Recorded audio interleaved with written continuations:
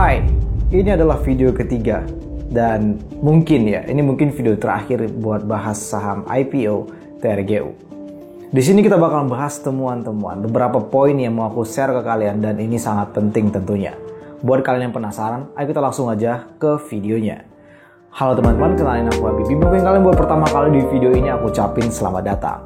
Sebelum lebih jauh, iklan dulu.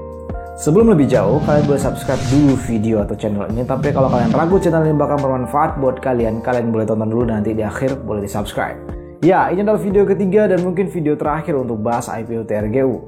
Ini adalah video yang mungkin salah satu yang paling komprehensif bahas tentang saham IPO.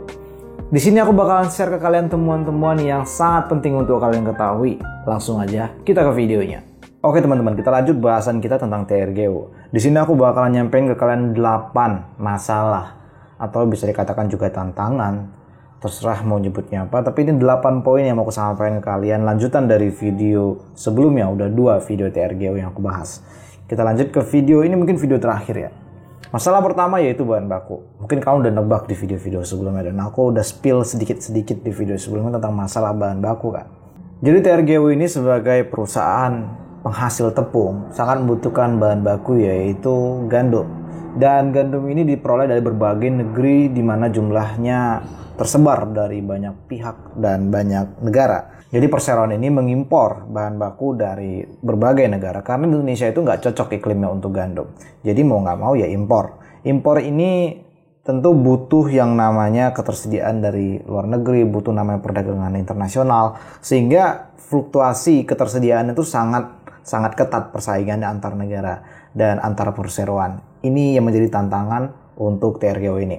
Yang kedua yaitu masalah pajak. Kalau kalian lihat di struktur keuangannya, di 12 bulan 2021 ada peningkatan yang signifikan untuk permasalahan pajak. Dari 10 miliar di 5 bulan 2020, ingat ya ini 2020 cuma 5 bulan, menjadi 136 miliar di 12 bulan 2021. Ini sangat-sangat menggerus profit perusahaan di 2021 dari pajak aja 136 miliar. Dan ini dimasukkan perseroan itu ke beban umum dan administrasi. Jadi kan hati-hati, ini masuk ke beban umum dan administrasi. Mungkin kalau kalian nggak bedah lebih lanjut, kalian nggak nemukan beban pajak yang naik signifikan ini. Selanjutnya masalah ketiga yaitu economic mode. Economic mode ini sangat penting, di mana perseroan atau model bisnis tepung terigu kayak gini yang butuh gandum dan diolah untuk dihasilkan tepung, itu sangat membutuhkan yang namanya persaingan ketat. Dimana perseroan juga nge-state kayak gini, bahwa persaingan itu cukup ketat antara satu perusahaan dengan perusahaan lainnya. Yang mana itu nggak jauh beda. Sehingga mendorong perseroan untuk bersaing dari sisi harga ataupun pemasaran. Jadi mau nggak mau, persaingannya itu dari harga, kalau nggak pemasaran. Ini menurut aku economic mode-nya kurang dan sangat-sangat kecil, sehingga ini menjadi risiko sebagai pemegang saham. Kalau kalian mau berharap ini menjadi fast growth company, aku kira kayaknya bakalan sulit dan hampir sangat sulit. Jadi silakanlah dipertimbangkan lagi oleh kalian sebagai pemegang dana. Masalah keempat yaitu gandum yang naik. Ini juga masih bahan baku dan ini aku sampaikan kalian harga gandum dunia, di mana sedang naik signifikan di 2020 ini, di mana Ukraina dan Rusia sebagai pengekspor gandum itu sedang terjadi konflik politik terkait dengan perang Rusia dan Ukraina, di mana Ukraina juga nggak bisa memproduksi gandum sebagaimana biasanya, sehingga harga gandum itu naik secara signifikan di 2020 belakangan ini. Ini menjadi tantangan dan masalah untuk perusahaan untuk memaintain margin yang dia punya, sehingga harga gandum otomatis naikkan. Jadi laba di 2022 ini untuk TRGU itu bisa-bisa hancur, bisa-bisa sangat tergerus. Ya, jadi kalau misalnya kalian berharap kinerjanya sangat bagus, kalau misalnya bagus nanti pada faktanya itu luar biasa miracle lah. Itu sangat-sangat patut diapresiasi. Masalah yang kelima yaitu persaingan yang berat. Tadi udah aku sampaikan bahwa perseroan dan model bisnis kayak gini tuh memiliki persaingan yang sangat ketat, dan perseroan ini memiliki secara penjualan ya, secara total penjualan produksinya. Itu perseroan ini masuk ke peringkat ke-6 di 2021, di mana peringkat pertamanya itu Bogasari. Kalian bisa lihat di sini ketimpangan yang sangat-sangat besar antara Bogasari dan perseroan-perseroan lainnya.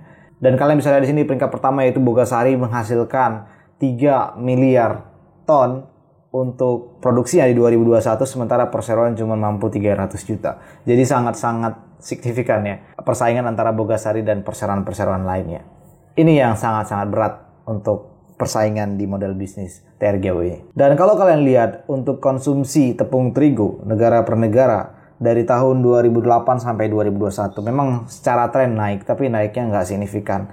Aku menduga ini kenaikannya karena memang kenaikan jumlah penduduk. Jadi kalau kalian berharap untuk investasi dan uang kalian berlipat-lipat ganda dalam beberapa tahun ke depan, sangat-sangat berat untuk model bisnis dan untuk perseroan TRGW ini. Masalah ke-6, kita lanjut ke ketergantungan bahan baku. Jadi udah aku state juga tadi bahwa perseroan ini sangat ketergantungan bahan baku dari impor. Dan kalau kita bedah impornya itu didapatkan yang paling pertama, paling banyak proporsinya itu dari Black Sea atau Laut Hitam. 34,49% bahan baku gandum perseroan ini diperoleh dari Black Sea. Kemudian Australia, Amerika, dan seterusnya. Jadi sangat bergantung kepada Black Sea. Dan kalau kalian tahu, di wilayah Black Sea ini ya Rusia, Ukraina sedang terjadi konflik. Jadi kemungkinan 2022 ini kan belum dipublish ya kinerjanya. Bisa-bisa sangat tergerus untuk perolehan bahan baku daripada perseroan ini di Black Sea. Mungkin akan berubah seperti apa, mungkin harganya akan naik. Nanti kita lihat kinerjanya di 2022 ini. Masalah yang ketujuh adalah aku sangat menyayangkan perseroan ini sangat-sangat optimis tanpa Warren. Seharusnya menurutku ya dia menghasilkan Warren juga. Dia menerbitkan Warren juga supaya sebagai pemanis. Supaya banyak investor tertarik lah, meskipun kinerjanya nggak begitu wow banget, tapi tertarik dengan adanya Warren. Tapi perseroan ini nggak menghasilkan Warren. Mungkin ya dia merasa terlalu melebih-lebihkan kalau misalnya menghasilkan Warren dan menggerus keuangan juga, mending ya langsung aja. Masalah yang ke-8 yaitu seret. Ini bukan syarat ya, tapi seret likuiditas. Di paparan sebelumnya aku disampaikan kalian bahwa di mana terdapat liabilitas jangka pendek yang sangat-sangat penting, yaitu di utang bank jangka pendek dan utang usaha pihak ketiga. Ini butuh segera dilunasi. Otomatis dalam setahun ini perseroan ini harus mampu mencari uang untuk 1 triliun ini. 800 tambah 200 miliar. 1 triliunan ini butuh segera di tahun ini. Jadi otomatis dia butuh likuiditas. Jadi buat kalian yang mau membantu perusahaan, silahkan kalian ikutin IPO ini biar perusahaan ini mungkin bisa mendapatkan uang untuk belanja modal dan utang dari bank nanti bisa ditutupin untuk utang bank lagi. Mungkin begitu nanti skemanya. Itu aja untuk video kali ini. Sebuah analisa ini dilakukan hati-hati berdasarkan fundamental analisis yang aku punya. Dan kalau kalian suka dengan video kayak gini, boleh dong di subscribe dan follow IG aku. Ya, oke. Sekarang kita kesimpulan. Menurutku, TRGW ini, IPO TRGW ini nggak menarik untuk investasi jangka panjang. Jujur aja. Tapi kalau misalnya kalian mau hit and run atau cuman mau ikutan ARA di awal IPO, mungkin aja bisa ARA dan mungkin aja nggak bisa ARA. Kenapa aku bilang nggak bisa buat investasi jangka panjang? Karena kalian tahu untuk startnya aja kurang mengenakan. Mungkin nanti kalian tunggu aja ketika harga gandum yang paling pertama itu nggak sekarang kayak sekarang ini, dimana itu untuk harga pasar gandum sangat-sangat mahal karena memang ada terjadi perang Rusia dan Ukraina sebagai eksportir besar untuk gandum. Terus juga untuk kinerja keuangan perusahaannya cuma 2 tahun dan tahun ke 2020 pun itu yang cuma 5 bulan. Jadi agak susah buat memprediksi kinerja perusahaan ini untuk masa depannya berdasarkan kinerja masa lalu. Jadi agak sedikit abstrak. Dan di video ini juga kalian udah tahu temuan-temuan yang sedikit nggak mengenakan untuk menjadi pemegang saham di IPO TRGW ini. Semuanya aku kembalikan ke kalian sebagai pemilik modal. Aku cuma sharing-sharing aja, semoga bermanfaat. Dan kalau misalnya bermanfaat, boleh dong kalian dukung channel ini untuk terus grow dengan cara subscribe, like, komen, bahkan share ke teman kalian.